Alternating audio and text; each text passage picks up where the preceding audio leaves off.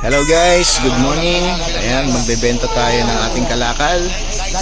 Yung mga electric pan na sira na hindi na magawa. Ayan, ginawa nating pera. Pinaklas natin lahat. Ayan, sinegregate natin ng plastic, bakal, aluminum. Yung LC may aluminum yan. Baklasin lang natin.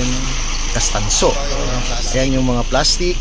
Ayan, may konting bakal dyan sa ilalim niya.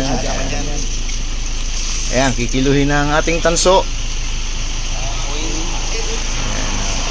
Ayan, yun lang, hindi siya umabot ng 1 kilo. Sayang. Kulang-kulang 700 ang 1 kilo ng tanso na pula. Ayan, dito yan sa Cagayan de Oro. Kesa sa itapon, pakinabangan natin at gawin natin pera pambili ng bigas.